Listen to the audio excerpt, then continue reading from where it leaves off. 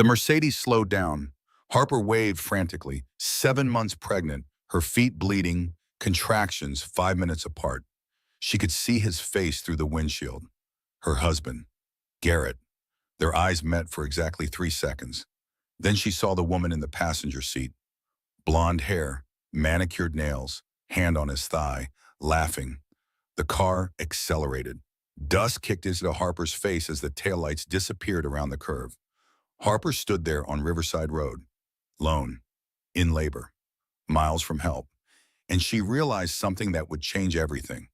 Her husband had just driven past her, had looked her directly in the eyes, had seen his 7 months pregnant wife in obvious distress, and had chosen to keep driving with his mistress. What Harper didn't know yet was that this wasn't an accident. This wasn't a mistake.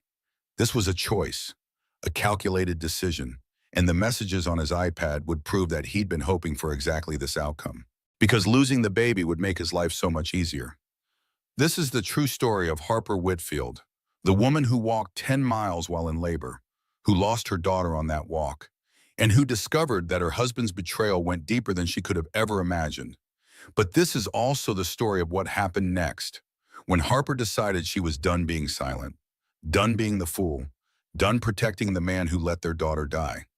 What Garrett didn't expect was that Harper would find the evidence, that she would hire the best divorce attorney in the state, that she would serve him papers in front of his entire board of directors. And he definitely didn't expect that his carefully constructed life would crumble in less than 72 hours.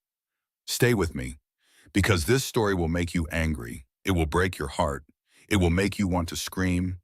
But I promise you, it will also restore your faith that justice is possible, that truth matters, and that some women are absolutely unbreakable. This is Harper's story, and it starts with a broken-down car on a hot June afternoon. The first contraction hit as Harper's car sputtered and died on Riverside Road. She gripped the steering wheel, breathed through it, counted to 10.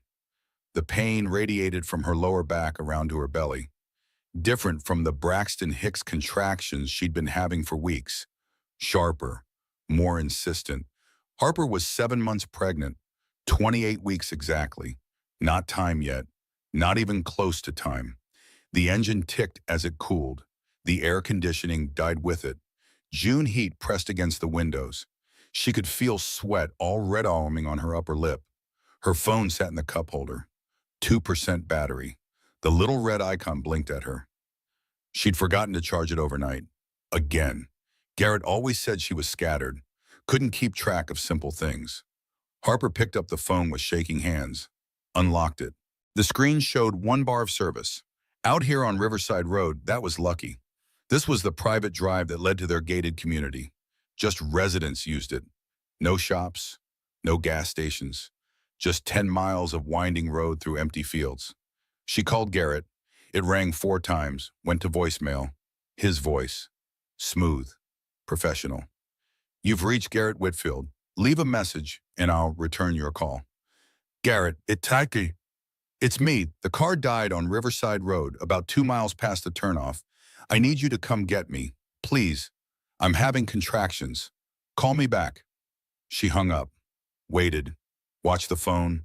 Lock, unlock, lock, unlock, lock. The way women do when they're anxious, when they're turning fear into a ritual, into something they can control. No response. Harper tried texting. Her fingers fumbled on the screen. Car dead, Riverside or die, please come. The message sent. The little delivered notification appeared. He'd gotten it. He'd see it. She waited. 1 minute. 2. 5. The baby kicked. A strong kick against her ribs. Harper put her hand on her belly. It's okay, sweet girl. Daddy's coming. He's always busy, but he'll come. He always comes when we really need him. She believed that. Had to believe that. 6 years of marriage. Garrett worked hard, long hours, building his tech company from nothing. She understood. She'd always understood. Another contraction. Stronger. Harper checked her watch. 7 minutes since the last one. That was close. Too close for comfort. She looked out at the empty road. No cars. It was 3:15 on a Tuesday afternoon. Everyone was at work. The residents of Cascade Heights didn't drive home until 6, 7, sometimes 8. Harper tried calling Garrett again. Voicemail. Immediately. That meant he'd declined the call. She tried texting again. Please, having contractions. Need help. Delivered read. The little notification said read. He'd seen it. He'd read her message. He knew she needed help. Aki. She waited. 5 minutes? 10. The phone died. The screen went black. No charger in the car. She'd taken it out last week to use in the house. Forgotten to put it back. Scattered. Just like he said. Harper sat in the dead car. The heat was building, making her dizzy. She couldn't stay here. Not in this heat. Not pregnant. Not having contractions. She opened the car door. The heat hit her like a wall. 95 degrees, maybe more. The asphalt shimmered with heat waves. Harper got out. She was wearing a sundress, light blue, maternity, and heels. 2-inch heels because she'd just come from her doctor's appointment. Dr. Chase had said everything looked good. Blood pressure a little high, need to reduce stress, rest more, as if Harper could control whether her husband came home, whether he remembered she existed. She took off her heels. The asphalt burned through her pantyhose. She didn't care. She couldn't walk 10 miles in heels. Harper started walking, one foot in front of the other. The shoulder of the road was dirt and gravel. It hurt her feet, but it was cooler than the asphalt. She counted steps. 1, 2, 3, 4, bam. The way pregnant women do, turning pain into numbers, anxiety into control, making the unbearable bearable through ritual. A contraction hit at step 214. Harper stopped, leaned against a fence post, breathed through it. The sun beat down on her head, on her shoulders. She could feel her skin burning. The baby kicked weakly, not the strong kicks from earlier. Sluggish, tired. Hold on, baby. Hold on. We're going home. Daddy will come, or we'll get home. Either way, we'll be okay. Harper walked. Mile 1.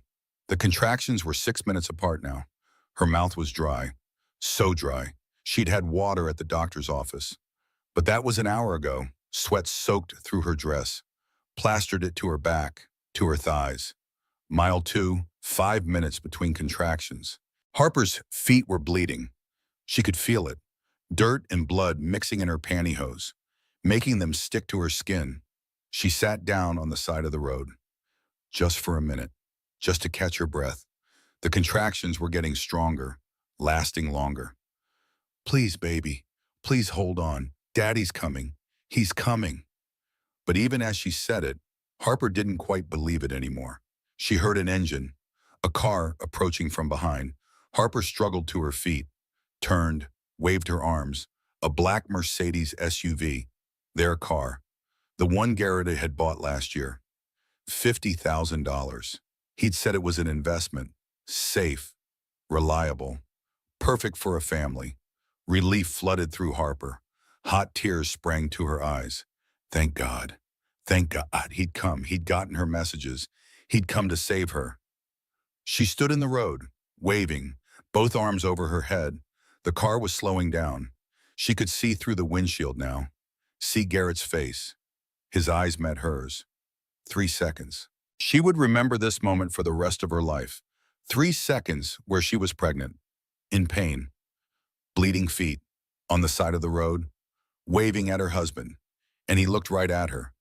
Then Harper saw the passenger seat, saw Sienna, Garrett's assistant, her blonde hair perfect, her hand on Garrett's thigh, laughing, her head thrown back, laughing at something he'd just said. The car didn't stop, the engine revved. Garrett looked away, looked back at the road, his jaw set, eyes forward. The Mercedes accelerated, drove past, dust kicked up, got in Harper's eyes, in her mouth. She stood there, arms still raised, watching the taillights disappear around the curve. The baby kicked once, hard, like goodbye. Harper lowered her arms. She didn't cry, couldn't cry. There wasn't enough water in her body for tears. Her brain couldn't process what had just happened, what it meant that her husband had looked her in the eyes, had seen her 7 months pregnant and in distress, and had driven away, with another woman in the car, with Sienna. Harper started walking again.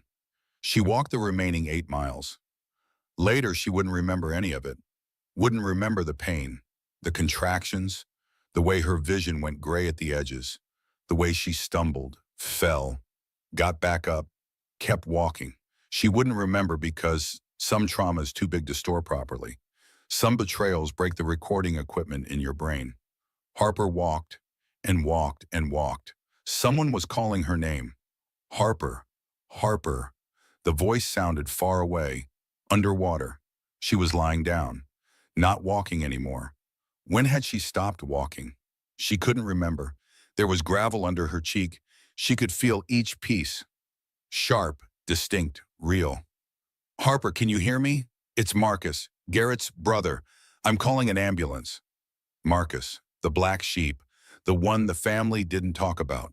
Harper tried to open her eyes. Everything was blurry. She was at the gate, the electronic gate that led into Cascade Heights. She'd made it 10 miles, and she'd walked all 10 miles. The gate was closed. She couldn't remember the code, couldn't make her fingers work to punch it in. Stay with me, Harper. Help is coming. Sirens, growing louder. Harper closed her eyes. She was so tired, so thirsty. The baby hadn't kicked in a while. How long? She couldn't remember. The ambulance ride was fragments, fluorescent lights, too bright, the EMT's face above hers, young, concerned. Ma'am, when did the contractions start? Harper tried to answer. Her lips were cracked, bleeding. Hours. I don't know. Hours ago. We can't find a fetal heartbeat. We're taking you to County General. Can't find a heartbeat. The words didn't make sense. Of course there was a heartbeat. Harper could feel the baby. Right there. Inside her. Heavy. Real. Except she hadn't felt movement in a while. Since Garrett drove past. The emergency room was cold. So cold after the heat. Harper shivered. They'd cut off her dress, the blue one. She'd liked that dress. Now it was in pieces on the floor. Dusty, bloody, ruined. We need to do an ultrasound. Can you tell us what happened? A nurse, kind eyes, tired eyes. Harper tried to focus. My car, it broke down. I walked. I had to get home. How far did you walk? 10 miles, maybe. I don't know. The nurse's eyes widened. 10 miles? In this heat? While pregnant? Dr. Chase came in, Harper's OBGYN. She'd just seen her hours ago. Everything had been fine. Everything had been perfect. Dr. Chase's face told Harper everything before the words came. The way her professional mask cracked, just for a second. The way her eyes went soft with sympathy. Harper, I'm so sorry. There's no heartbeat. The words hung in the air. Harper heard them, understood them, didn't believe them. Check again. Please check again. Dr. Chase sat on the edge of the bed. Took Harper's hand. We've checked 3 times. The stress, the dehydration, the physical exertion in extreme heat. Your body went into premature labor. The baby didn't survive. I'm so sorry. What was it? Harper heard herself ask. Her voice sounded strange, distant, like someone else was speaking. A girl. You were carrying a girl. A daughter. Harper had lost a daughter. The daughter who would never exist, never breathe, never open her eyes, never call her mama.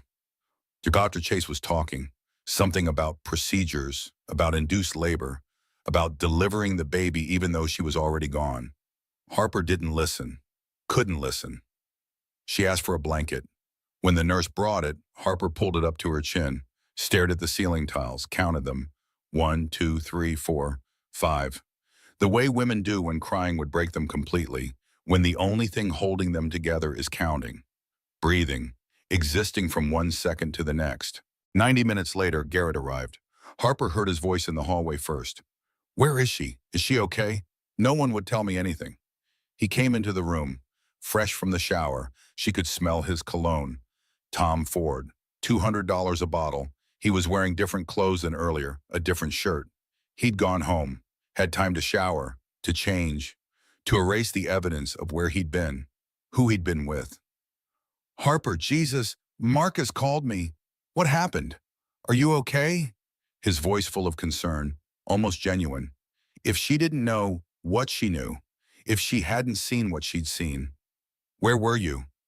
Harper's voice was flat, dead, like the baby. At the office. Emergency meeting with investors. My phone was on silent. I came as soon as I heard. The lie hung in the air between them. Solid, visible, undeniable. I saw you, Riverside Road, around 2:15. Watch him calculate. Watch the gears turn behind his eyes. Decide which lie works. Which version of reality he can sell. Sweetheart, you're in shock. Traumatized. Your mind can create memories that aren't real. It's a well-documented phenomenon. The heat, the stress, you probably saw someone else's car. I was walking, on foot, for 8 miles, while having contractions. You looked right at me. Sienna was in the car. His face shifted, just for a second. Caught, trapped. Then the mask came back. Smooth, concerned. Husband worried about unstable wife. You're grieving, you need rest. We'll talk about this when you're more rational. Dr. Chase stepped forward. Her voice was cold, professional. Mr. Whitfield, your wife walked 10 miles in 90-degree heat while in premature labor. She lost your daughter because no one came to help her. Perhaps you should listen to what she's saying. Garrett turned to the doctor, gave her his professional smile, the one he used with investors. Thank you, doctor, but my wife is clearly not herself. This is a family matter. I'll handle it. He turned back to Harper. Different tone now. Softer, more patronizing. You're exhausted. You're not making sense. Rest now. We'll get through this together. I promise. After he left, Harper whispered to Dr. Chase. I'm not crazy. I know what I saw. Dr. Chase squeezed her hand. I know you do. Claire arrived an hour later, Harper's best friend since college. She took one look at Harper's face and started crying. Harper couldn't cry. She was too empty for tears. While Harper stared at the wall, Claire plugged in her phone. It powered on slowly. Messages loaded. One from Garrett, sent at 2:47 p.m. Sorry, an important meeting. Can't get away. Call AAA? Sent 32 minutes after he drove past her, after he saw her on the side of the road, after he chose Sienna over his pregnant wife having an emergency. Claire saw it, read it, looked at Harper with horror dawning in her eyes. Harper. What meeting? He was supposed to be in the office all day. I saw his calendar this morning when I dropped off coffee. No meeting scheduled. But Harper already knew. She'd known the moment she saw Sienna's hand on his thigh, the moment he accelerated past her instead of stopping. She'd known. But having proof was different. Proof made it real, made it undeniable. Harper closed her eyes. The ceiling tiles swam behind her eyelids. She could still count them. 1, 2, 3, forever. She could count forever and never reach the end of this pain. But she didn't know yet what else Garrett had been doing during her pregnancy. She didn't know about the messages, the money, the ring, the conspiracy. She would find out, but not yet. Right now, all she knew was that her daughter was dead, and her husband had watched it happen. 3 days later, Harper came home. Garrett had been staying at his downtown condo, giving her space. That's what he called it. Space. The house felt different, empty. Not just because she was alone. Something essential had been removed. The future that was supposed to happen here. The life that should have filled these rooms. Harper stood in the hallway. Their wedding photo hung on the wall. 6 years ago, she'd been 24, Garrett 29, both of them smiling, young, hopeful, idiots. She walked past it, down the hall, to the nursery. The door was closed. Harper put her hand on the knob, stood there, couldn't turn it, couldn't go in, not yet. The room they'd painted together on a Saturday in March, soft yellow, gender neutral.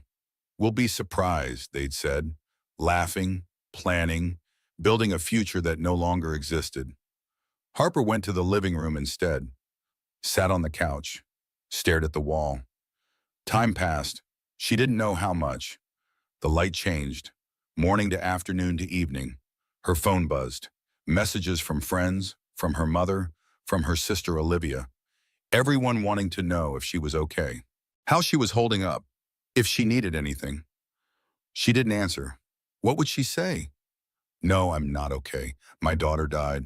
My husband let her die. I'll never be okay again. The next day, Harper forced herself to move, to function.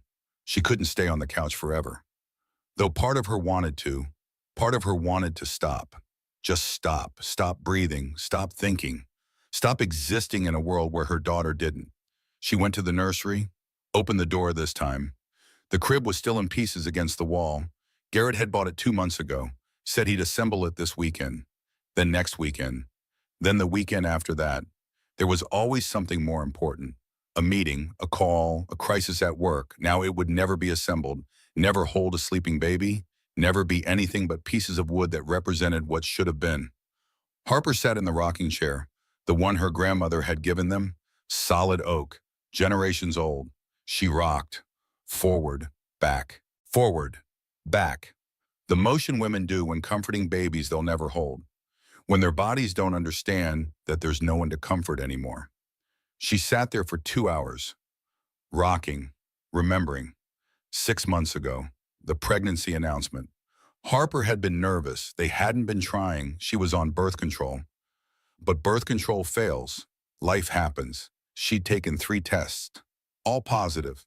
She'd made Garrett's favorite dinner, set the table, candles, wine for him, water for her. When he came home, she'd been smiling, glowing. Garrett, I'm pregnant. He'd looked up from his laptop. He always had his laptop at dinner, always working, always building, always somewhere else, even when he was right there. Oh, wow, we weren't planning this yet. Not congratulations. Not, that's amazing. Not, I'm so happy. I know, but it happened, and I'm really happy about it. Timing's not great. The merger's happening. We're at a critical stage. And the merger's always happening. Life doesn't wait for perfect timing. He'd close the laptop, put on a smile, the one that didn't reach his eyes. You're right, this is amazing, we're having a baby. But his first reaction, that flicker of annoyance, the way his face had fallen before he caught himself. Harper had seen it, had ignored it, had made excuses. He's stressed. He's surprised. He'll be excited once it sinks in. 5 months ago, nursery shopping. Harper had been so excited. 17 weeks pregnant, starting to show, finally ready to make it real, to pick out the crib, the changing table, the rocking chair. They'd gone to the baby store on Saturday. Garrett's phone had rung in the parking lot. It's work, I have to take it. But we just got here. Harper, this deal is worth $12 million. I'll be 10 minutes. She'd gone inside alone. The saleswoman had been kind, helpful. Is your husband joining you? He's on a call. He'll be right in. 45 minutes later, Garrett still wasn't there. Harper had picked out the crib, the yellow one, simple, beautiful, perfect. She'd call out, voicemail, texted, no response. She'd bought the crib, arranged delivery, waited in the parking lot. Other couples walked past, holding hands, laughing, looking at tiny clothes, building their futures together. Harper sat on a bench, alone, her hands on her belly, feeling the baby move, telling herself it was fine. He was busy. He was building their future. The money he was making, it was all for them. Garrett showed up an hour later, Starbucks in his hand, for himself. He hadn't thought to get her anything. Sorry, that took longer than I thought. Did you get the crib? Yeah, I got it. Great, what color? Yellow, like we talked about. Perfect, Ishal. He hadn't asked to see it, hadn't asked what it looked like, hadn't seemed to care that she'd picked it out alone, that she'd made their first big parenting decision by herself. 3 months ago, the 20-week ultrasound, the appointment where they'd find out the sex, where they'd see their baby, really see her, moving, alive, real. Garrett had promised he'd be there. I wouldn't miss it. This is huge. I'll definitely be there. Harper had sat in Dr. Chase's waiting room, surrounded by couples. Everyone had someone. She sat alone, checking her phone, waiting. The receptionist called her name. Harper Whitfield. Can we wait 5 more minutes? My husband is on his way. They'd waited 10 minutes, 15. Finally, Dr. Chase came out, kind, understanding. Harper, we need to keep on schedule. Should we go ahead? Text from Garrett. Emergency at office, record it for me? Harper had nodded, smiled, lied to the doctor. He can't make it. Work emergency. Let's go ahead. She'd lain on the exam table, alone, gel on her belly, cold. Dr. Chase moved the wand. The screen showed grayscale images. A head, hands, feet, a beating heart. Would you like to know the sex? Yes, please. You're having a girl. Congratulations. A girl, Harper's daughter, swimming on the screen. Perfect, whole, loved by at least one parent. Dr. Chase had recorded it, given Harper the video. Harper had watched it alone in the parking lot, cried alone, celebrated alone. Her daughter's first appearance in the world. And only Harper had been there to see it. She'd made excuses then, too. He's building his empire for us, for our family. Once the baby comes, he'll change. He'll be present. He'll be the father I know he can be. Women know this math. One disappointment explained away. 2 disappointments rationalized. 3 becomes a pattern they refuse to see. By 10, they're rewriting history to make it bearable. Harper sat in the rocking chair, understanding for the first time. She'd spent the entire pregnancy making excuses for him. To her friends, to her mother, to herself. He's stressed with work. He's building something important. Once the baby comes, everything will change. But nothing was going to change. Because Garrett didn't want it to change. Didn't want the baby. Didn't want the responsibility. Didn't want her. Harper stood, started packing up the nursery. She couldn't leave it like this. Couldn't sell the house with this room frozen in time. Waiting for a baby who would never come. She took down the mobile, packed up the tiny clothes, the blankets, the stuffed animals. Each item was a memory, a hope, a future that died on Riverside Road. Under the changing table, she found Garrett's iPad. He'd been looking at cribs one Saturday. Must have set it down. Forgotten it. The battery was dead. Harper almost left it there. Almost. But something made her pick it up, plug it in, wait for it to charge. When it powered on, it opened directly to his messages. He'd forgotten it synced with his phone. Forgot to require a password on the iPad. Harper saw Sienna's name. Saw messages. Recent messages. Messages from yesterday. From the day Harper lost the baby. From months ago. She started reading. She couldn't stop. Each message was a knife. Each word was confirmation of what she'd suspected, what she'd refused to believe. March 15th, the week Harper announced the pregnancy. Sienna, did you tell her yet? Garrett, yes, she's thrilled. I'm fucked. Sienna, you said you'd leave her before this happened. Garrett, I know, but a baby complicates things. Divorce gets expensive with kids involved. Sienna, so I'm supposed to wait while you play house? Garrett, baby, you know I love you. Just give me time to handle this the right way. Harper's hands shook. She kept reading, scrolling, finding worse. Always worse. April 22nd. Sienna, I'm tired of being the secret. Garrett, the pregnancy won't last forever. Women over 30, first pregnancy, complications happen. Nature takes care of these things sometimes. Harper dropped the iPad, picked it up, read it again, making sure she'd read it right. Nature takes care of these things sometimes. He'd been hoping she'd miscarry, waiting for it, planning for it, wishing for their daughter to die so his life would be easier. Harper's breath came short, fast. She couldn't get air. The room spun.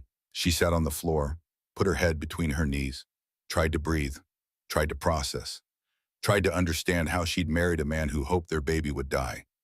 She picked up the iPad again, found June 8th, the day it happened, the day the universe granted Garrett's wish, 1:47 p.m., Sienna. How much longer? I made reservations at Cartier. 2:04 p.m., Garrett. Leaving office now, told Sharon to forward my calls. 2:18 p.m., Garrett. Slight detour, Harper's car broke down apparently. 2:19 p.m. Sienna, are you going to get her? 2:20 p.m. Garrett, it's Riverside Road, she's fine. AAA can handle it. 2:21 p.m. Sienna, but she's pregnant. 2:22 p.m. Garrett, exactly. Time to grow up and handle things herself. Baby's coming whether I enable her dependence or not. Harper read that message 3 times. 4 times, but he saw him. Time to grow up and handle things herself. While she was in labor, while she was walking, while she was losing their daughter. She kept reading. Had to know. Had to see all of it. 2:47 p.m. Garrett. Told her I was in a meeting. She'll never know. 3:14 p.m. Sienna. You sure about this? 3:15 p.m. Garrett. She saw us. I saw her face in the mirror. 3:16 p.m. Sienna. Oh my God, Garrett. 3:17 p.m. Garrett. Relax. It's shock. Heat exhaustion. She won't remember clearly. People see what they want to see. 3:45 p.m. Garrett. Ring looks perfect on you, by the way. Ring. Harper stared at that word. Ring. He'd bought Sienna a ring while Harper walked. While Harper had contractions, while their daughter died. He'd been shopping for engagement rings for his mistress while his wife lost their baby. Harper said it out loud to the empty nursery, to the ghost of her daughter, to the walls that would never hear a baby cry by. He killed her. Maybe not with his hands, but he killed her. And somehow saying it made it real, made it true, made it something she could never unknow or unsee or forgive. Harper sat on the nursery floor for hours, the iPad in her lap, reading every message, every laugh, every betrayal, taking screenshots, methodically, carefully, backing them up to the cloud, to her laptop, to an external drive. Evidence, she was gathering evidence. For what, she didn't know yet, but she knew she'd need it, knew she couldn't let him talk his way out of this, couldn't let him gaslight her again. By midnight, she had everything. Every message between Garrett and Sienna going back 8 months. Before the pregnancy, during the pregnancy, after. But Harper wasn't done. If Garrett was lying about this, what else was he lying about? She logged into their bank accounts, joint accounts. She had every right to see them, though Garrett had always handled the finances. You don't need to worry about money, sweetheart. Focus on making our home beautiful. I'll handle the boring stuff. She'd felt cherished, protected, taken care of. Now she saw it for what it was.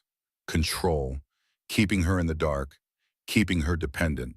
The credit card statements loaded. Harper started with January, worked forward. February 14th, Cartier, $12,000, Valentine's Day. Harper had gotten drugstore chocolates and wilted roses. Sorry, babe. Crazy week. Forgot what day it was. But he hadn't forgotten. He'd just been buying jewelry for someone else. March 3rd, Ritz-Carlton Suite, $1,200. Business trip to Chicago. That's what he'd said. Harper had been home with morning sickness so bad she couldn't keep down water. March 15th, Tiffany & Company, $8,500.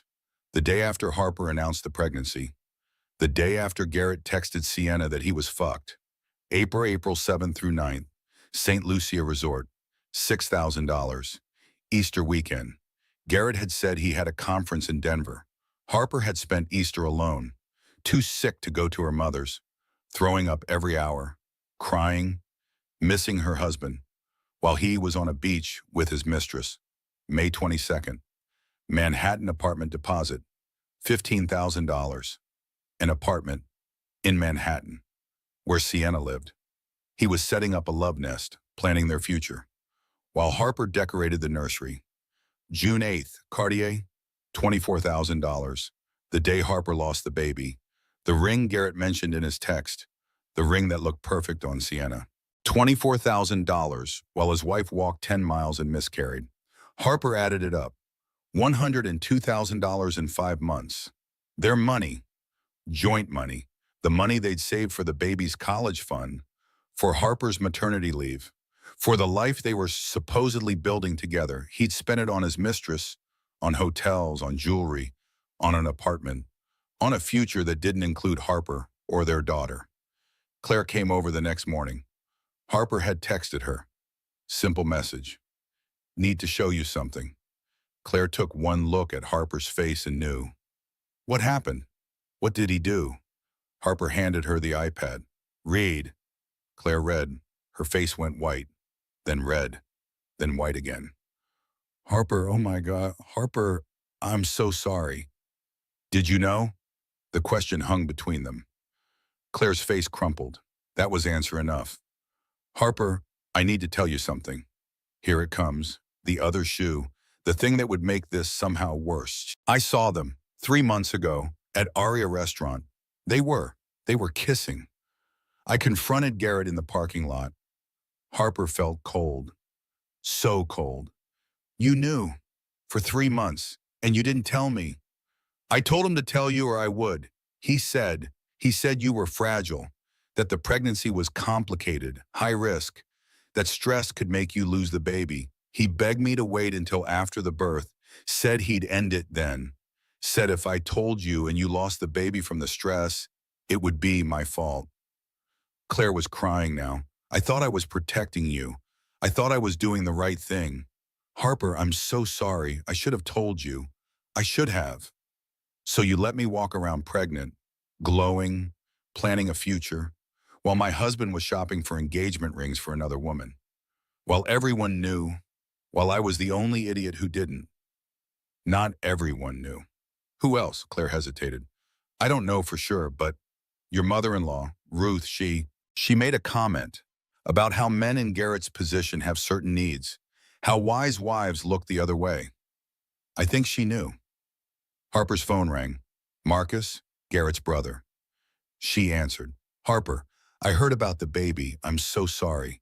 But I need to tell you something. Mom knows about Sienna, has for months. I just found out. There's more. Mom introduced them. Sienna's father is Mom's financial advisor, worth $40 million. Mom thought Sienna was more appropriate for Garrett's station. Harper, Mom's been hoping you two would divorce. The class war, the thing Harper had always felt but never acknowledged. She came from public school teachers, state college, middle class, worked her way through everything, met Garrett before his company took off, loved him when he was coding in a garage, before the money, before the mansion, before he became someone who thought his wife wasn't good enough. Ruth had never accepted Harper, never forgiven Garrett for not marrying one of the debutantes she'd selected. Every family dinner was a reminder, every conversation a subtle dig. And what do you do, Harper? After 6 years, still asking, as if Harper's marketing career was adorable, temporary, irrelevant. When Garrett marries. Not is married, never acknowledging Harper's permanence, always speaking of her in temporary terms. A placeholder, a mistake to be corrected. Garrett's children. Not your children, not our grandchildren, always possessive of Garrett, always excluding Harper from the family narrative. Harper had made excuses then too. She's traditional, she's set in her ways. She'll come around when the baby comes. But Ruth didn't want to come around. Ruth wanted Harper gone, and she'd found the perfect replacement. Sienna, wealthy, connected, appropriate. Marcus was still talking.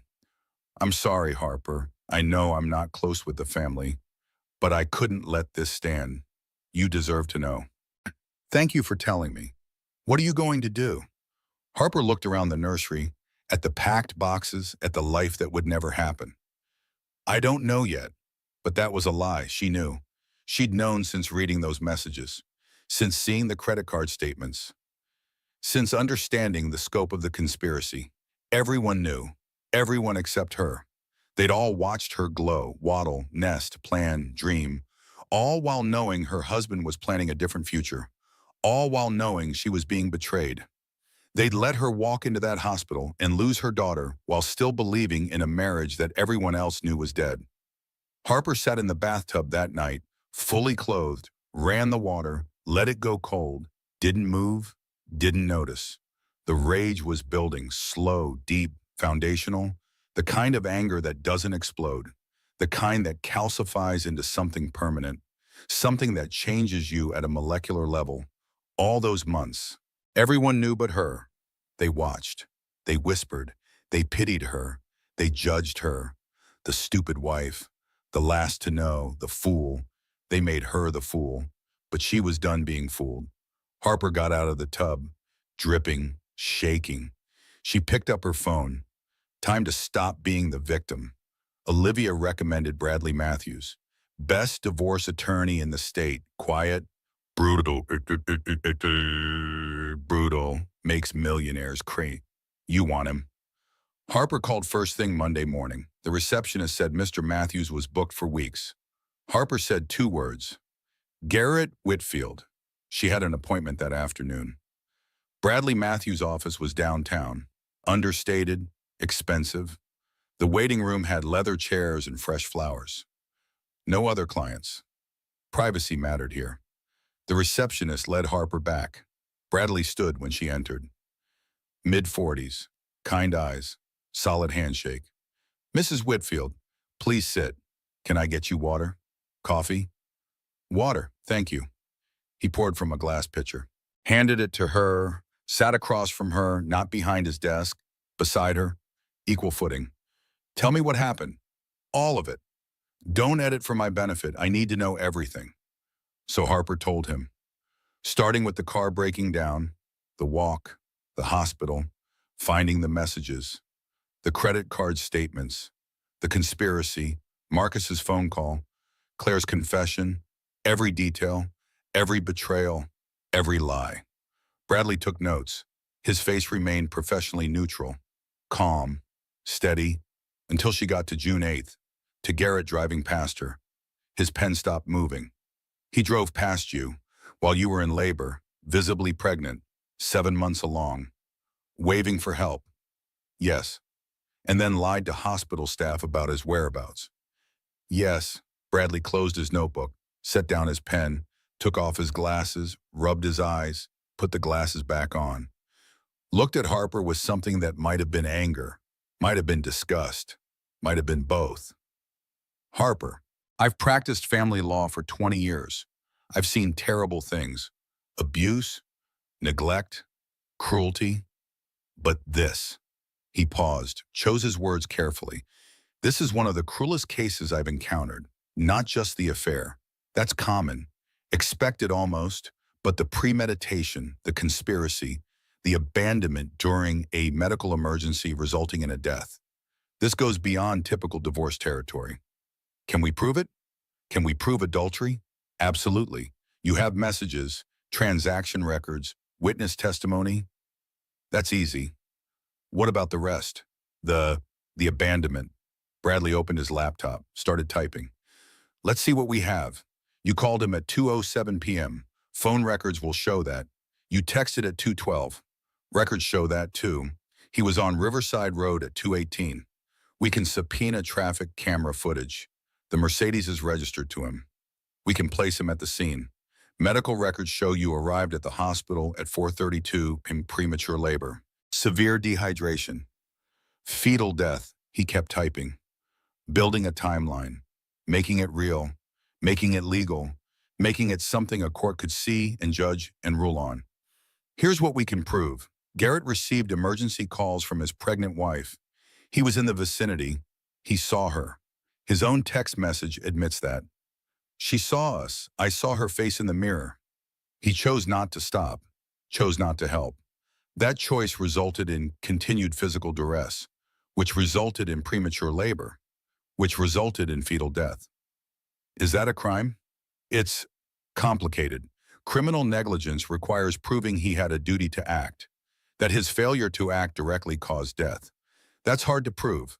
A good defense attorney would argue Harper could have called 911, could have called someone else, that his failure to respond wasn't the proximate cause of death. Harper felt hope deflating. So he gets away with it. I didn't say that.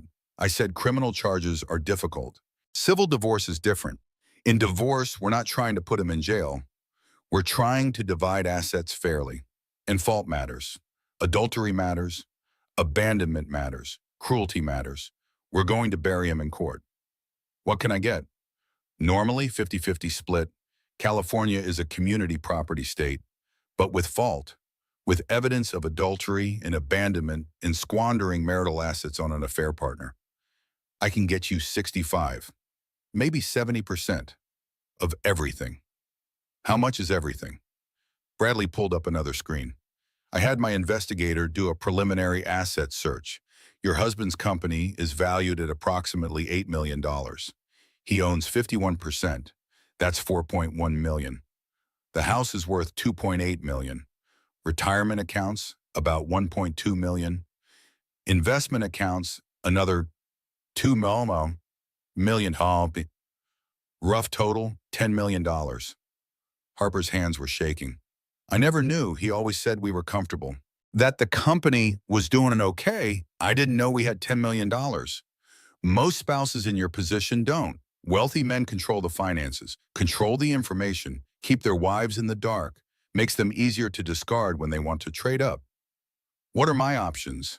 Bradley leaned forward. 2 strategies, private or public. Private means I contact his attorney. We negotiate quietly. You get a generous settlement. You sign an ND. You take the money and disappear, over in 6 months. No one outside your immediate circle ever knows the details. You get to rebuild privately. In public? Public means we file for divorce citing adultery and abandonment. We include all the evidence as exhibits. Make it part of the public record. File it in superior court. Those records are accessible to anyone. Press, public, everyone. The story will get out. The media will cover it. Millionaire abandons pregnant wife. She loses baby. He was with Mistress. It's going to be everywhere. What happens to him? His reputation is destroyed. His business likely suffers. Investors don't like scandal. Clients don't want to be associated with someone that cruel. He'll lose money, lose standing, lose respect. But Harper, you'll lose privacy. You'll be questioned, deposed, cross-examined. His lawyers will try to destroy your credibility. Say you're lying, crazy, vindictive. It will be brutal. Which one do you recommend? That depends. What do you want? Money or justice? Harper thought about it, about the baby who never breathed, about Garrett's hand on Sienna's thigh, about the ring, about Ruth's smirk, about Claire's silence, about everyone who knew and said nothing. I don't want his money. I want him to feel what I felt. Bradley was quiet for a moment. Then he said gently, Harper, I understand, truly, but revenge rarely brings the satisfaction we imagine. And the court system isn't designed for emotional justice. It's designed for asset division. Numbers on spreadsheets. Fair versus unfair in financial terms, not moral terms. You think I should take the private settlement. I think you should consider what you want your life to look like in 5 years. Do you want to be the woman who stood up, who fought publicly, who made a statement? Or do you want to be the woman who took the money and built something new? Neither choice is wrong, but they lead to very different futures. Harper stood, walked to the window, looked out at the city.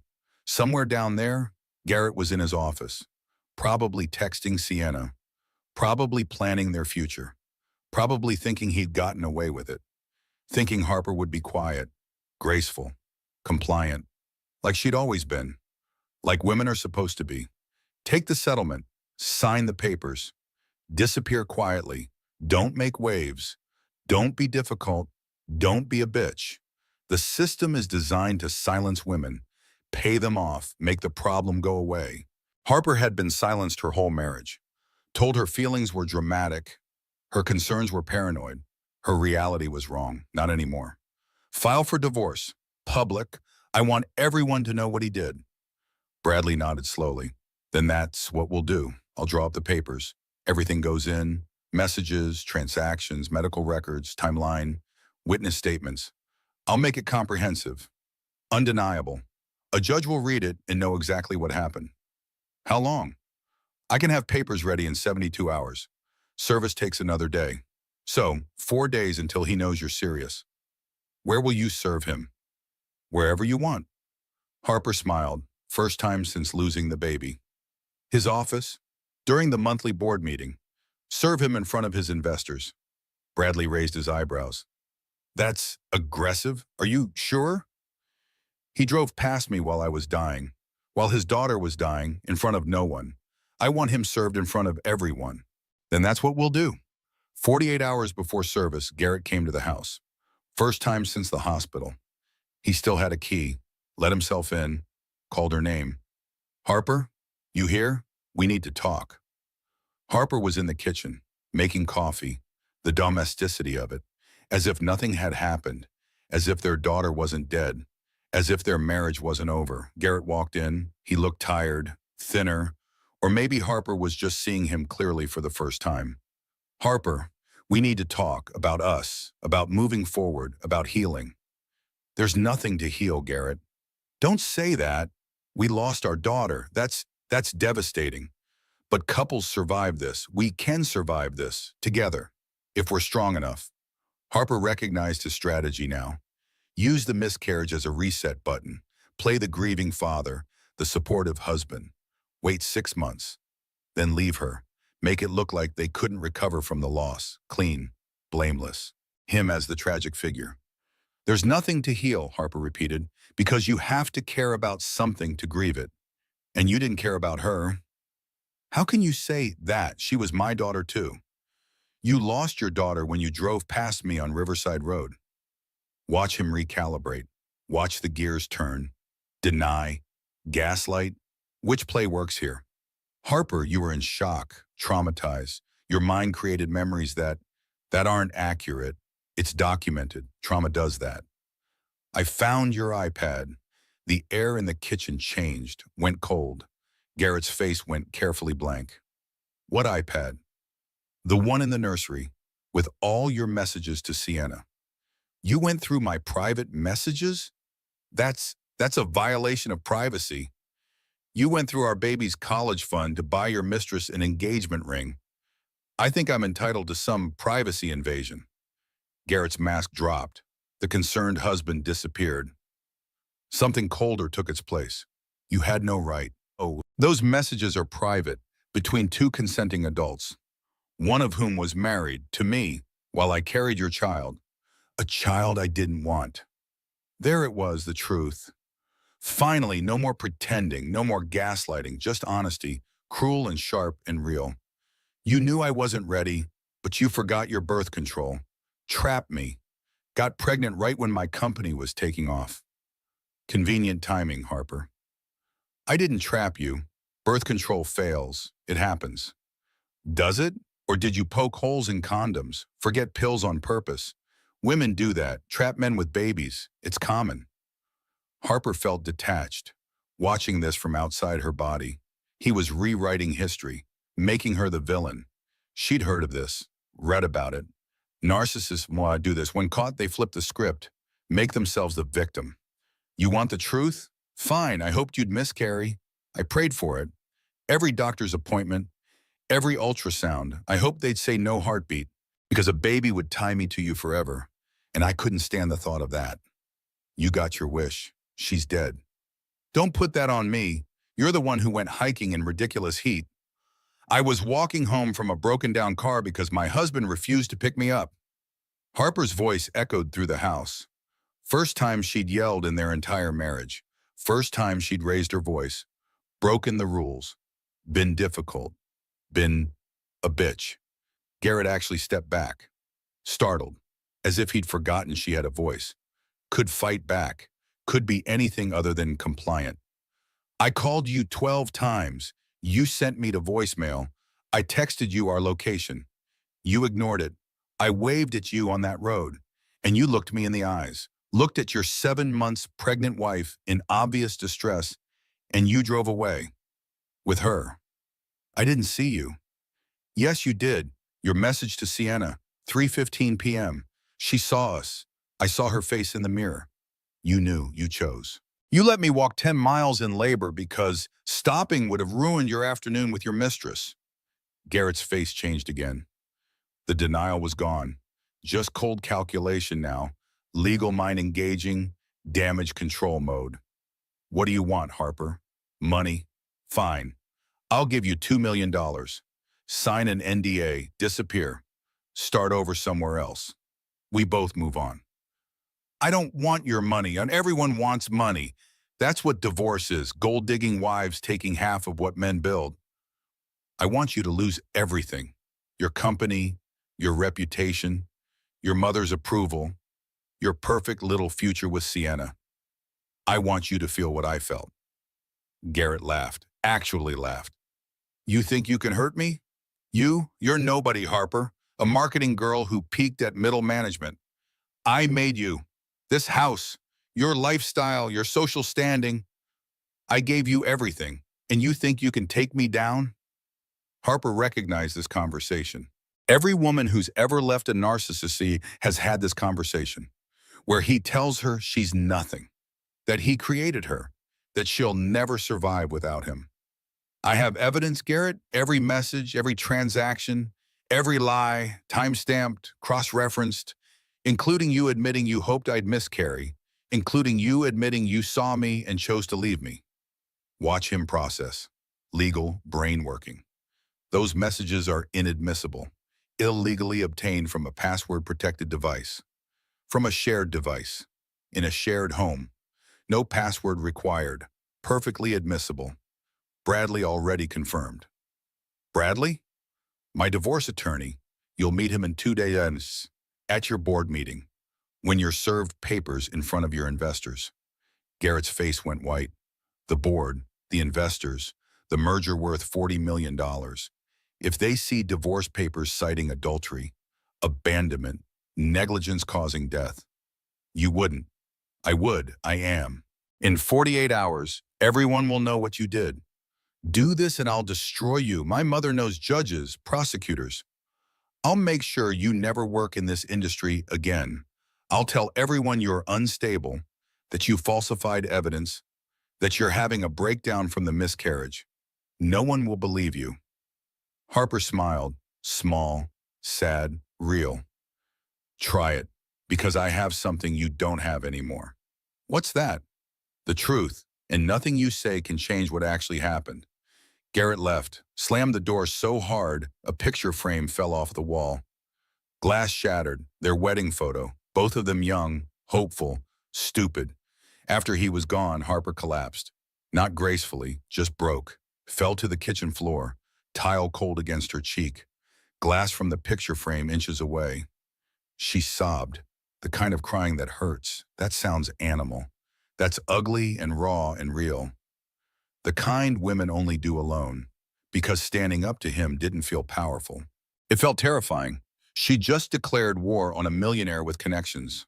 She was unemployed, grieving, alone. What if he did destroy her? What if no one believed her? What if the truth wasn't enough? Harper stayed on that floor for an hour, then 2. The house darkened around her. She didn't turn on lights, just lay there, feeling the cold tile, smelling dust, hearing the refrigerator hum, the house settle, her own breathing, grounding herself in physical reality, because her mental reality was chaos. At 3 in the morning, Harper got up, opened a bottle of wine Garrett had been saving for a special occasion, drank it from the bottle, ate ice cream from the container, ugly cried, laughed hysterically, cried again. Women know this night, the night before everything changes, the night you spend alone with your fear, making peace with your choice, hoping you're strong enough for what comes next. Morning came. Olivia showed up with coffee and breakfast sandwiches. Took one look at the wine bottle, the ice cream, the tissues everywhere, the shattered wedding photo still on the floor. Bad night? I told him I'm ruining him. And I'm terrified. Olivia sat beside her on the floor, shoulder to shoulder. Sisters. Good. If you weren't scared, I'd worry. You're about to fight someone with money and power and connections. You should be scared, but scared doesn't mean wrong. What if no one believes me? What if they take his side?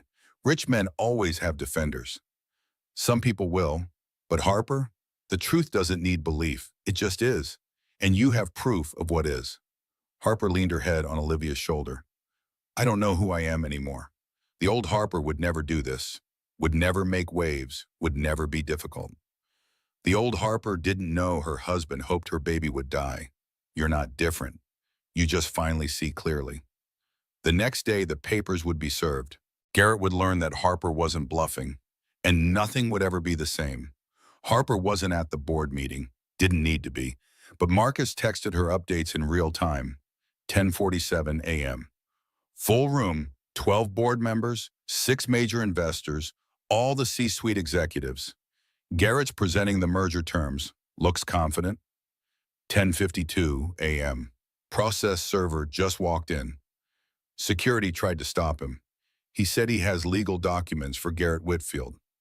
This is happening. Harper sat in her loft, coffee going cold on the table, phone in her hand, heart pounding so hard she could feel it in her throat. 10:53 a.m. Garrett looks confused. Open the envelope. Reading, he just went completely white, like all the blood drained from his face. Board members asking what's wrong. He's not speaking, just staring at the papers. The papers included everything, 47 pages, every message screenshot, every credit card transaction with date and amount. Complete timeline of the affair. Medical records from June 8th showing time of emergency call, time of arrival, cause of fetal death. Dr. Chase's statement, traffic camera footage showing the Mercedes on Riverside Road at 2:18 p.m. Character statements from Claire, Marcus, Olivia. Request for 70% of assets citing abandonment, adultery, and squandering of marital funds. 10:55 a.m. Chair of the board took the papers, reading them, passing them around the table. Garrett's trying to explain. Someone just asked if this is true. Garrett said it's personal, not business. CFO said abandoning pregnant wife during medical emergency is absolutely a character issue. Board cares about character. Investors care about character. 10:58 a.m. Meeting suspended. Garrett just left. Didn't even take his briefcase. Investors staying to discuss the situation. Harper, this is bad for him. Really, really bad. Harper set down her phone, breathed. It was done. She'd done it. Garrett now knew she was serious. The board knew. The investors knew. And if she knew anything about investors, they were already calculating risk. The merger Garrett had been working toward for 2 years required board approval. The board represented investor interests. Those investors included pension funds, insurance companies, university endowments, institutional money, conservative money, money that cared about reputation and liability and public relations. They didn't invest in men who abandoned pregnant wives during medical emergencies. Bad press, legal risk, PR nightmare. The merger worth $40 million just became very uncertain. At 3 p.m., Ruth called. Harper almost didn't answer, but she needed to hear this, needed to know what Garrett's mother would say now that the truth was public. What have you done? I filed for divorce. At his board meeting? Do you have any idea what you've jeopardized? That merger is worth $40 million. $40 million, and you just destroyed it with your vindictive little stunt. I know what it's worth. I also know what my daughter's life was worth, apparently more than his afternoon shopping trip with Sienna. You're being childish. Garrett made mistakes, yes, but all men make mistakes. Mature women understand that. They don't blow up their husbands' careers over indiscretions. He let me lose our baby. That's not a mistake. That's a choice. Ruth's voice went cold, dangerous. If you don't drop this, I will make sure you regret it. I know people, Harper, judges, lawyers, business owners. You'll never work in this town again. Never own property. Never get credit. I can make you invisible. Harper had heard this threat before. From Garrett, from men in her life, from the world. Be quiet or we'll destroy you. Be compliant or we'll make you disappear. Do it, because the story I have to tell will make every news outlet in the country cover it. Millionaire drove past pregnant wife. During emergency, mother defended him. How does that headline sound for your social standing, Ruth? For your charity boards? For your country club? Ruth hung up. By 5 p.m., the story was online. Someone had leaked the filing. Maybe someone on the board. Maybe a court clerk. Maybe an investor's lawyer. Didn't matter. Public records are public. The headlines started appearing. Tech CEO served divorce papers at board meeting. Wife claims millionaire abandoned her during pregnancy emergency. Pregnant woman walked 10 miles while husband drove past with mistress. The story had everything: wealth, betrayal, a dead baby, the other woman, cruel abandonment, and evidence. Screenshots included in the public filing. Anyone could download it, read it, share it. It went viral. Within hours, hashtag Justice for Harper was trending, Reddit threads analyzing the evidence, TikTok lawyers reviewing the filing. This is prosecutable negligence. Twitter finding and harassing Sienna until she deleted all her social media. Facebook mom groups sharing with righteous fury. Instagram influencers weighing in. The detail that captured everyone was the walk. 10 miles, 7 months pregnant, June heat, having contractions. Husband drove past. Everyone could imagine it. The desperation, the betrayal, the physical pain, the baby dying inside her while she walked, while he shopped for rings. Women started sharing their own stories in the comments. My ex did something similar when I was in labor. When I was pregnant, my husband chose his mother over me during an emergency. I lost my baby, and my partner said we could just try again. Harper's phone exploded with messages from strangers, from old friends, from women she'd never met, support, rage on her behalf, offers of help, some criticism. Why air dirty laundry in public? Why not handle it privately? But mostly solidarity, mostly understanding. Mostly other women who'd been betrayed and dismissed and told to be quiet.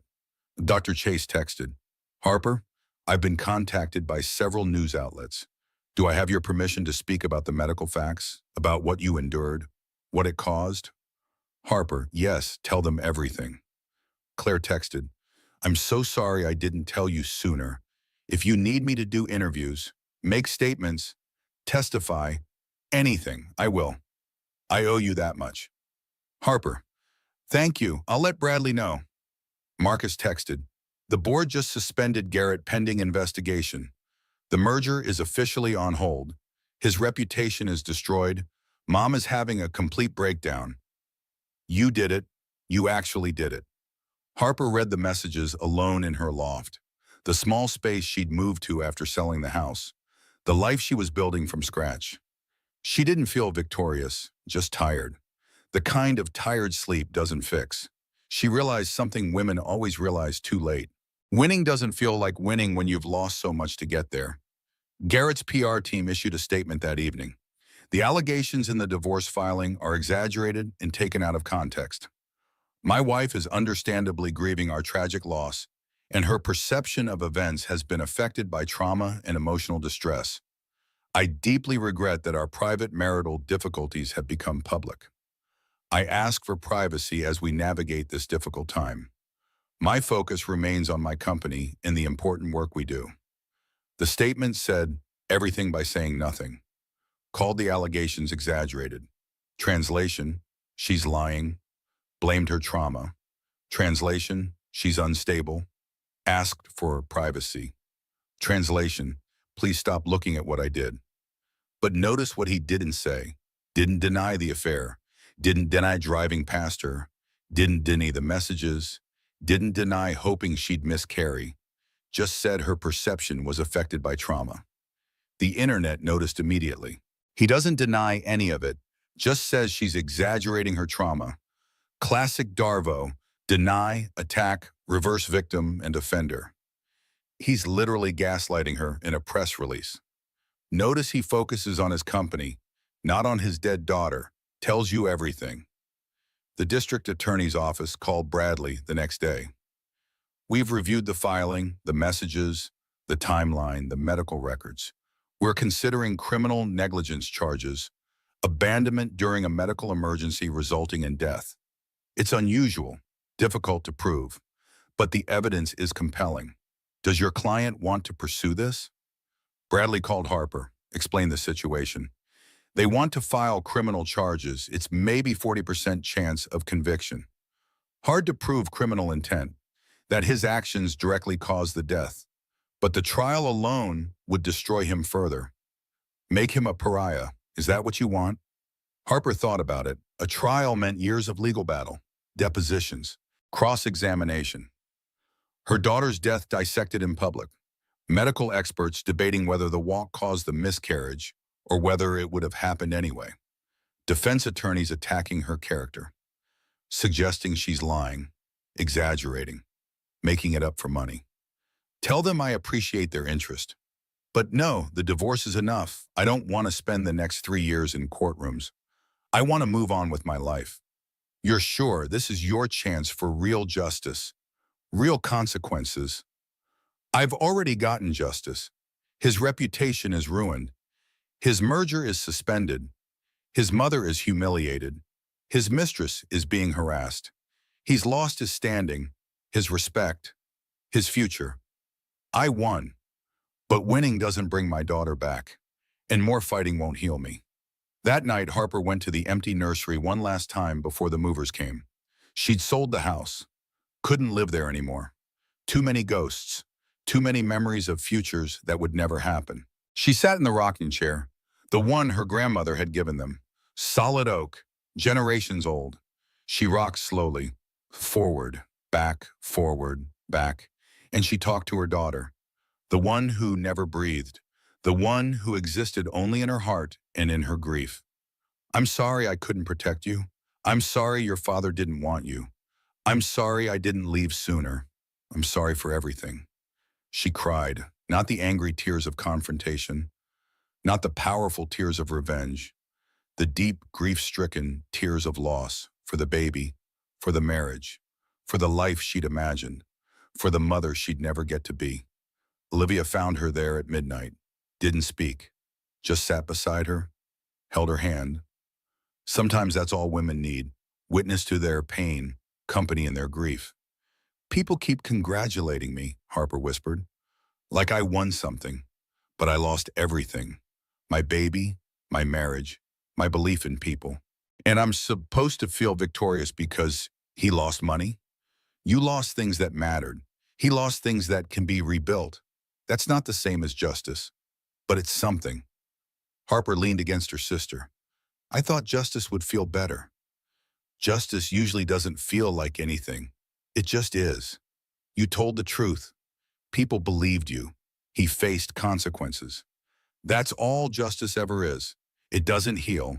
It doesn't bring back what you lost. It just balances the scales a little bit. But Harper's story wasn't over.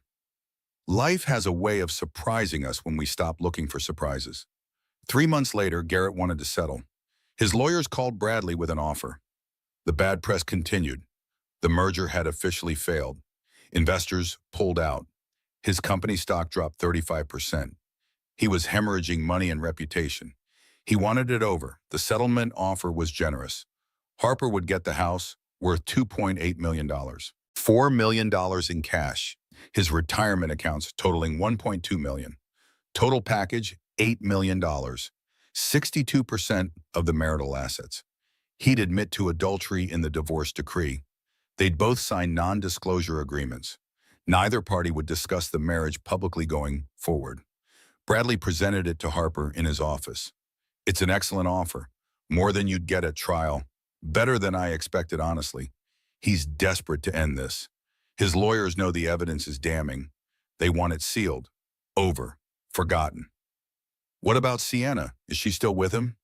Bradley checked his notes. According to our investigator, no. She broke up with him 2 weeks after the story broke. Apparently being the other woman wasn't worth the death threats and public shaming. She's already engaged to someone else, one of Garrett's former investors, actually. Small victory. Hollow victory.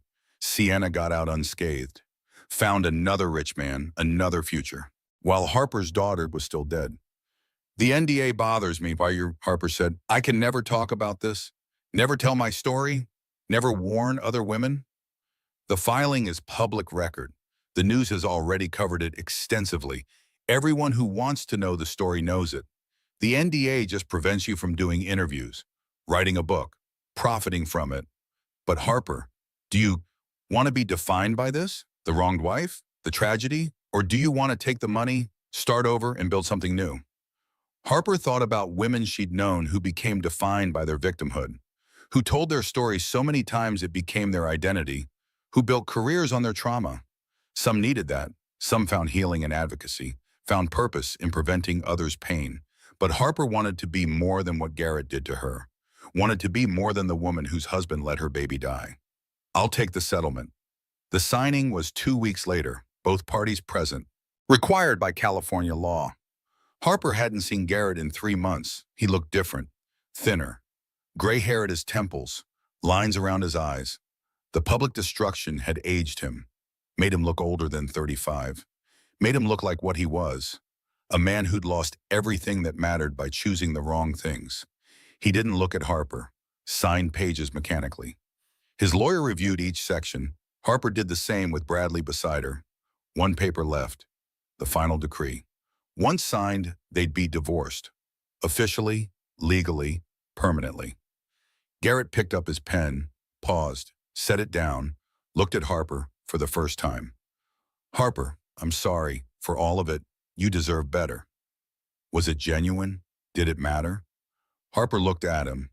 This man she'd loved, who she'd built a life with, who killed their daughter through neglect and cruelty and selfishness. Yes, I did. She signed the paper, he signed.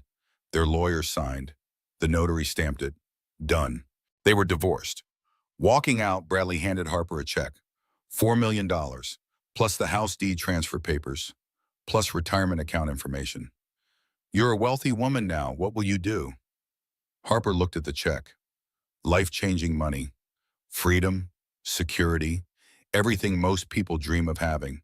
Money bought with her daughter's death, with her public humiliation, with her shattered dreams. I don't know yet. Olivia took Harper to their favorite restaurant, the one they'd gone to in college. Before Garrett, before wealth, before tragedy, small, loud, good food, real people. You did it. You're free. I don't feel free. I feel untethered. That's the same thing. Was it? Harper wasn't sure. Freedom implied choice, movement, possibility. Untethered felt like floating, drifting. No anchor, no direction. Just existing in space with nothing holding you to anything. That night, Harper sat in her loft, the small space she'd moved to after selling the house. Minimalist, modern, nothing like the suburban palace. She walked through the single room, kitchen area, living area, sleeping area, bathroom. Everything she needed and nothing she didn't. But it felt temporary, like a waiting room, a place between lives. Not home, not yet, maybe never. Decision time.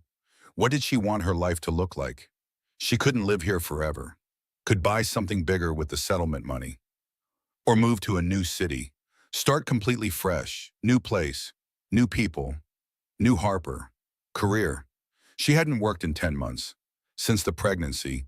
But she was 30 years old. Experienced. Talented. She could rebuild her marketing career. Or do something different. The money gave her options. She could go back to school, start a business, travel, anything. But first, the nursery items, still in storage. She'd packed them months ago, donated most of it to a women's shelter, pregnant women fleeing abuse, women who needed baby supplies, who needed hope. Harper had kept one thing, a photo from the 20-week ultrasound. Her daughter, grayscale, fuzzy, perfect. The only picture that would ever exist. She looked at it now, taped to her bathroom mirror, her daughter who never was, who never breathed or cried or opened her eyes, who existed only in Harper's body for 28 weeks, only in Harper's heart forever. Harper named her finally, something she couldn't do before, couldn't bear. Naming made it real, made the loss concrete, made grief solid and unavoidable. Grace, her daughter's name was Grace. Claire visited a week after the settlement finalized.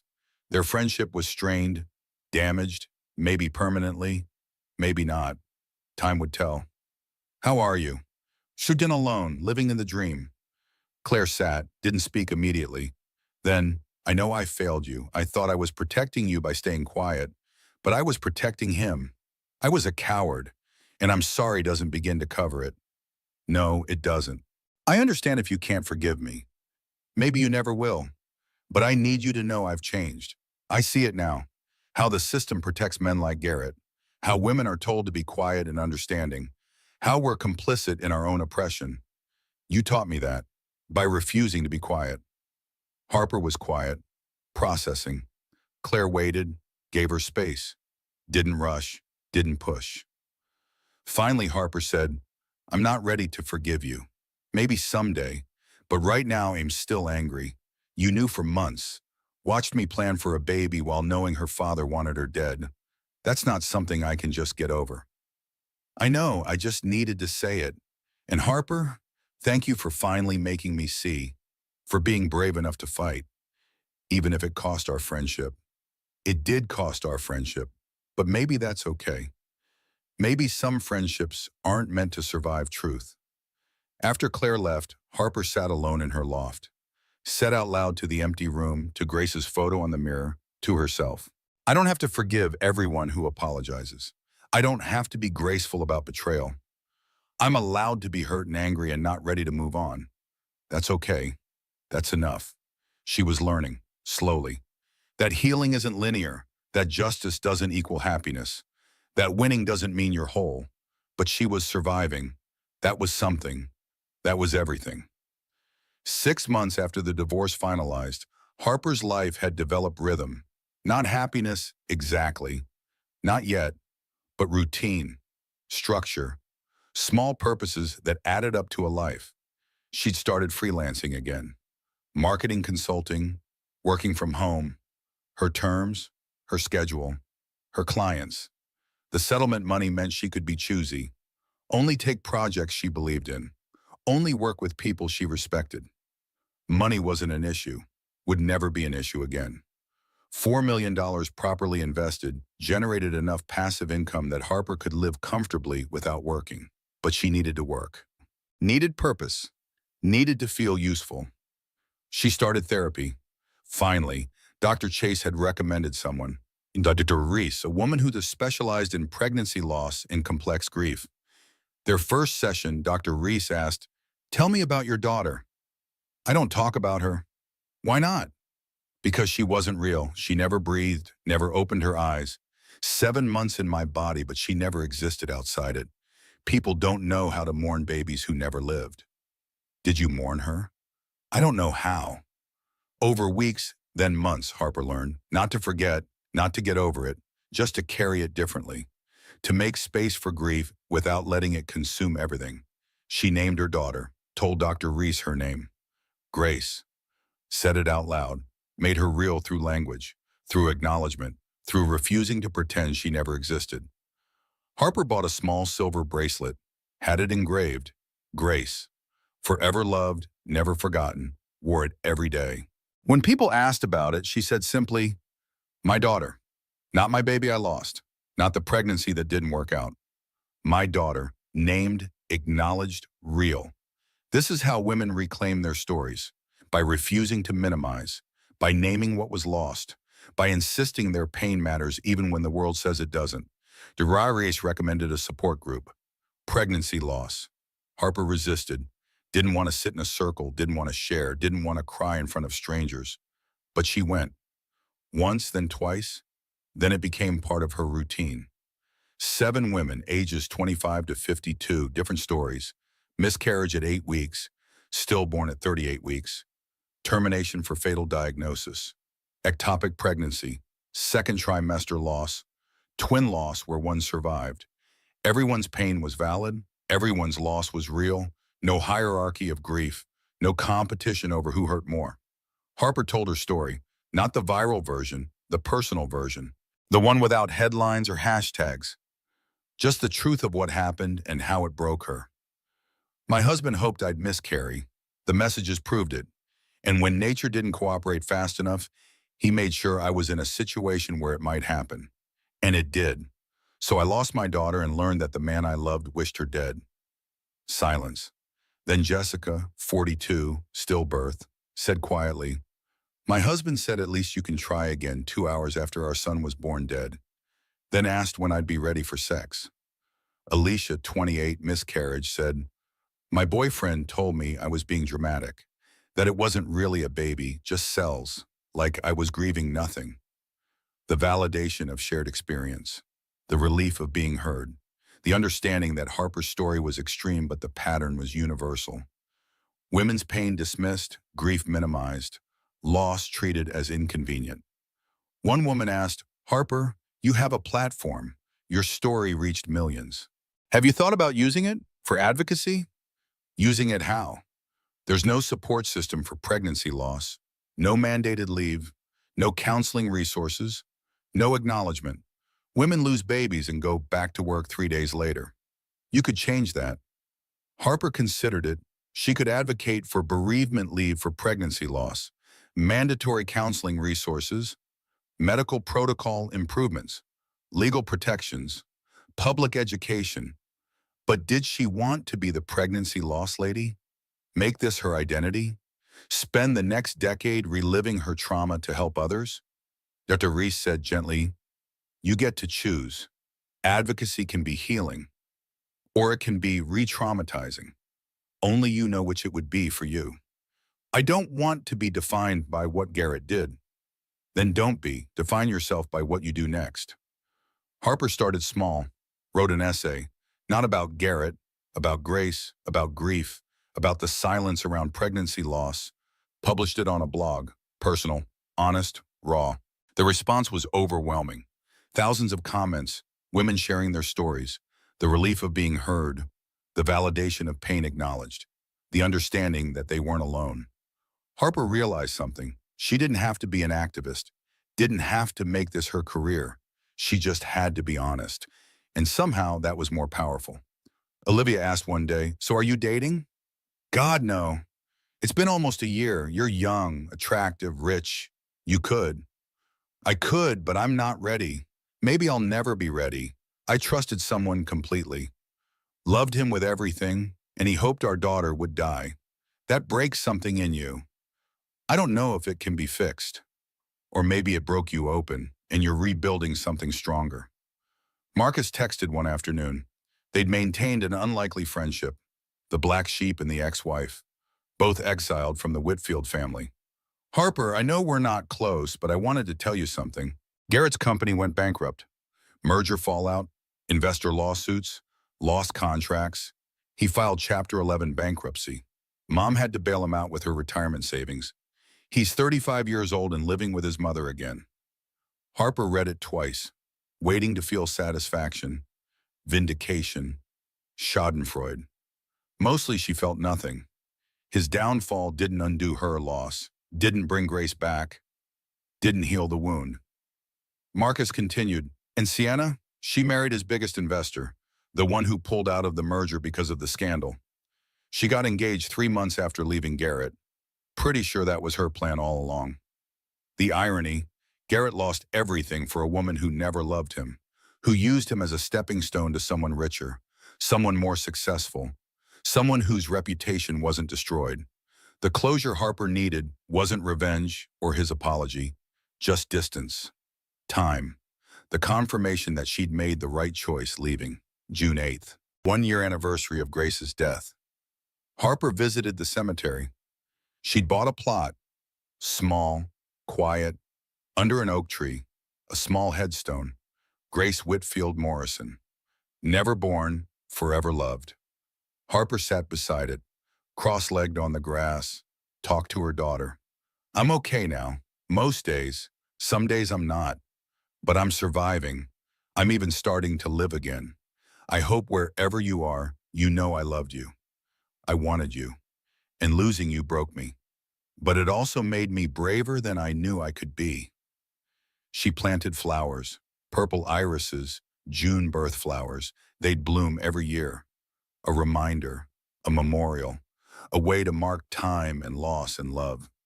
Harper stayed at the cemetery for hours, not crying, just existing, watching clouds, feeling grass, hearing birds, being beside her daughter's memory. This is healing, slow, imperfect, nonlinear, but real. Back at the loft, Harper looked around, at the life she was building. Small, simple, hers. She'd furnished it slowly, intentionally. Nothing from the old life. Everything chosen for this new version of herself.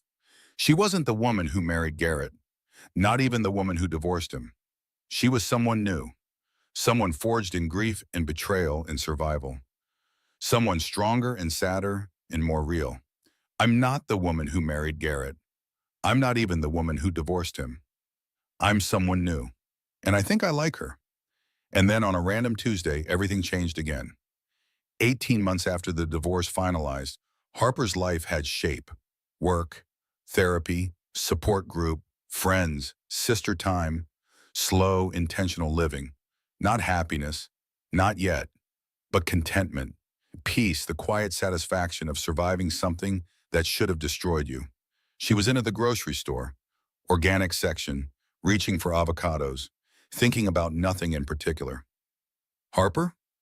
She turned. A man, vaguely familiar, tall, kind eyes, glasses, button-down shirt, jeans, normal, unremarkable, safe. Ben? Ben Richardson? Memory flooding back. College friend, engineering major. They'd worked on a group project junior year. Statistics. She'd handled the presentation, he'd done the calculations. They'd gotten an A, lost touch after graduation, different cities, different lives. It's been what, 10 years? Almost. Wow, how are you?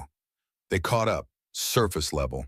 He was a civil engineer now, designed bridges, interesting work, never married, no kids, lived downtown, liked the city, liked his liked his life.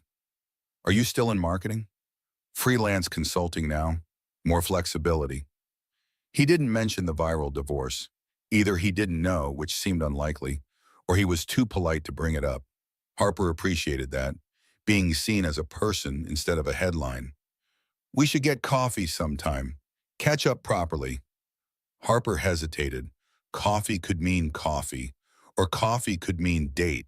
She wasn't ready for dates, wasn't sure she'd ever be ready for dates. But coffee, just coffee, between old friends. Sure, that would be nice. They exchanged numbers. He texted that evening. Great running into you. How's Thursday at 3? There's a good place on 5th Street. Harper agreed, tried not to overthink it. Just coffee, just conversation, nothing more. Olivia called that night. You gave a man your number? It's not like that. He's an old friend from college. Uh-huh. What's he look like? I didn't notice. Liar. Describe him. Tall, glasses, kind face, normal looking. Translation, attractive, but you don't want to admit you noticed. Harper laughed. First time she'd laughed about a man in years. Thursday came. The cafe was neutral, public, busy, safe. Ben was already there. Waved when she walked in, stood up, pulled out her chair. Small gestures, polite gestures, the kind that used to be common. They talked for 2 hours about college, about work, about life. He asked questions, actually listened to answers. Shared his own stories. No red flags, no love bombing, no intensity, just normal conversation between two adults who'd once known each other and were getting reacquainted. He mentioned seeing her name in the news. I hope this isn't inappropriate, but I read about what happened. I'm sorry you went through that. Harper tensed. Here it comes, the pity, the questions, the morbid curiosity. Thank you. That was it. He didn't push, didn't ask for details, didn't make it weird, just acknowledged it and moved on. Treated her like a person instead of a tragedy. She appreciated that more than he could know. Coffee became lunch the next week. Lunch became dinner 2 weeks later. Dinner became walks. Walks became museum visits. Art galleries, bookstores, movies, slowly, carefully. Building something without naming it. Not dating, not exactly, just spending time together, learning each other, seeing if there was something there worth pursuing. 3 months before he even held her hand. And even that he asked permission for. Harper, I like to hold your hand. Is that okay? Consent, respect, consideration. Novel concepts after Garrett. Yes, that's okay. His hand was warm, solid, real, different from Garrett's, different from everything about Garrett. Where Garrett had been smooth and polished and performative, Ben was genuine, steady, present. Garrett had love-bombed her, flowers, grand gestures, intensity. She thought that was passion. Thought that was love. Now she understood it was manipulation, control, making her dependent on his attention, his approval, his presence. Ben was different, boring almost, predictably available. Called when he said he'd call, showed up when he said he'd show up, did what he said he'd do. Reliability, consistency, the things that actually matter in a relationship. 6 months in and Ben asked, "What are we doing here?" Harper considered. "I don't know. I like spending time with you. But I don't know if I can do a relationship. I'm still healing, still figuring out who I am after everything." "That's okay. We can just be whatever this is. No pressure, no timeline, no expectations. The permission to go slow, to be undefined, to heal while connecting." Revolutionary. 7 months in, they finally kissed. He asked first, "Can I kiss you?" Harper laughing. "You don't have to ask." "I do, though. I need you to know you're in control, always. That nothing happens unless you want it to happen. That you're safe with me." That's when Harper realized she was falling in love. Not the desperate, consuming love she'd had with Garrett. Something quieter, steadier, safer.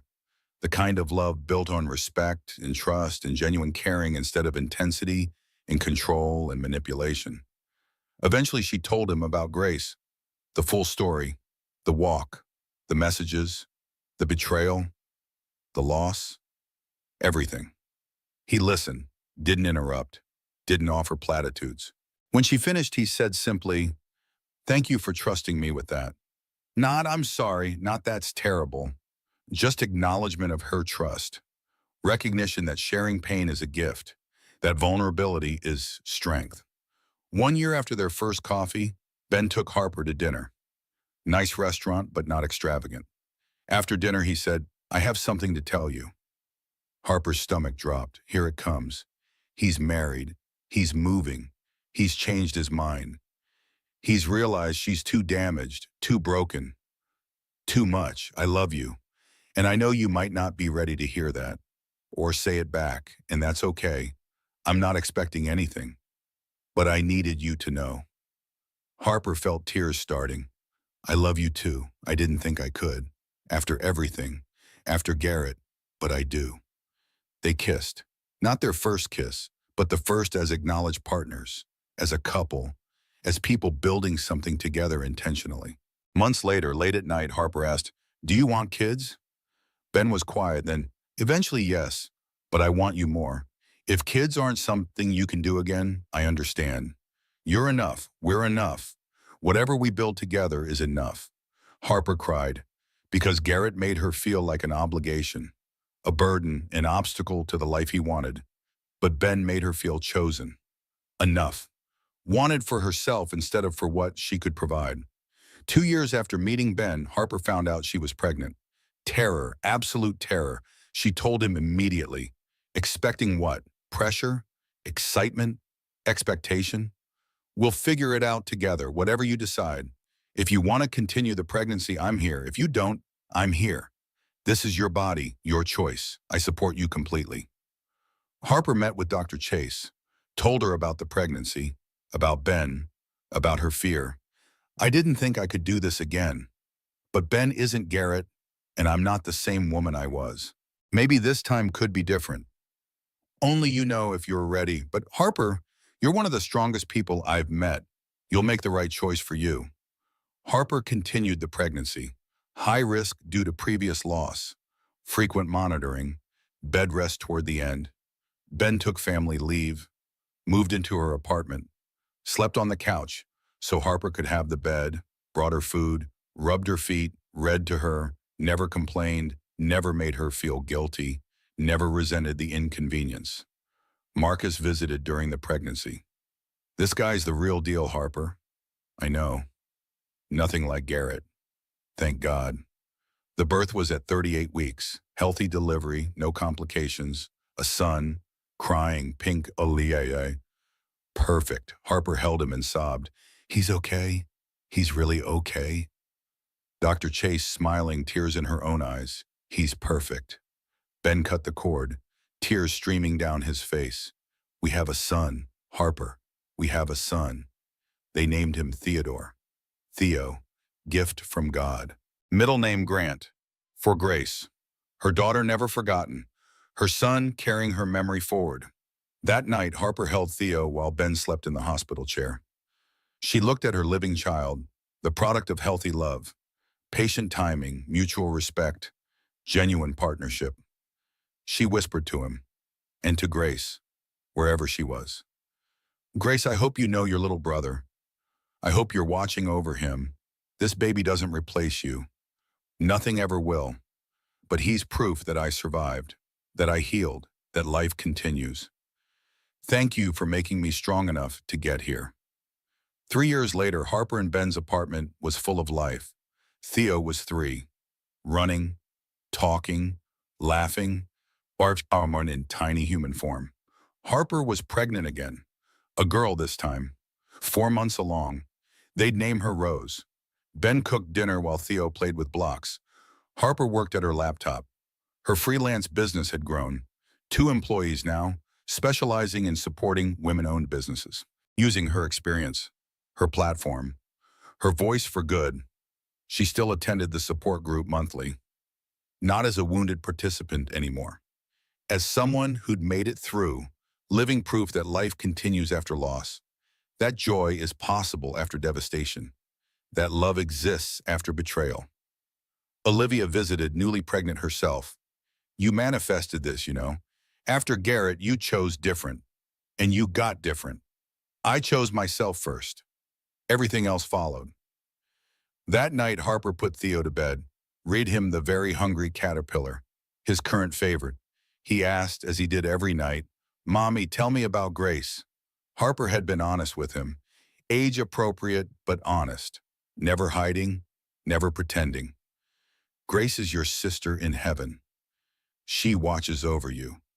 She loves you very much. Does she know about the baby? About Rose? Yes, sweetheart. She knows everything. Good. I want her to meet Rose.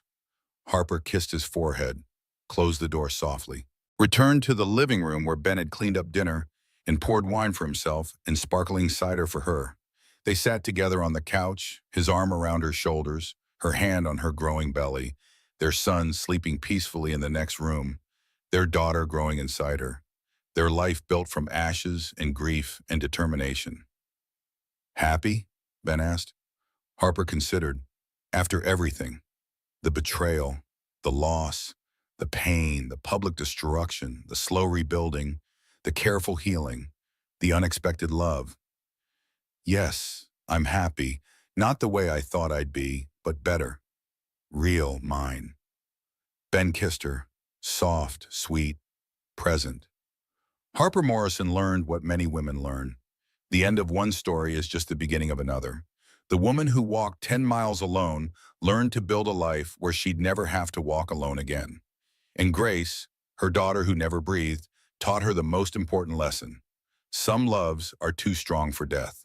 And some women are too strong for anything. Harper's story didn't end with revenge. It ended with something better. It ended with her choosing herself, building a life on her own terms, finding love that respected her instead of destroying her, and honoring Grace's memory by refusing to let tragedy define her forever. If Harper's story resonated with you, if you felt her pain, her rage, her strength, do me a favor. Hit that like button, not for me, but for every woman who's been betrayed, who's been gaslit, who's been told her pain doesn't matter. Let's make sure Harper's story reaches the women who need to hear it. Drop a comment and tell me what you would have done in Harper's situation. Would you have taken the private settlement? Or would you have gone public like Harper did? I read every single comment, and I love hearing your perspectives. Share this story with someone who needs to hear it. We all know a Harper, a woman who's been betrayed, who's been dismissed, who's been told to be quiet and graceful and forgiving when she has every right to be furious. Send this to her. Let her know she's not alone, that her anger is valid, that she deserves better. And if you want more stories like this, stories about women who refused to be broken, who fought back against impossible odds, who chose themselves when everyone told them to be selfless, hit that subscribe button. Because I have so many more stories to share. Stories that will make you cry and cheer, and feel less alone in this world. Thank you for listening to Harper's story. Thank you for witnessing her pain and her strength. And remember, if you're going through something similar, you're not crazy. You're not overreacting. You're not being dramatic. You're seeing clearly, maybe for the first time.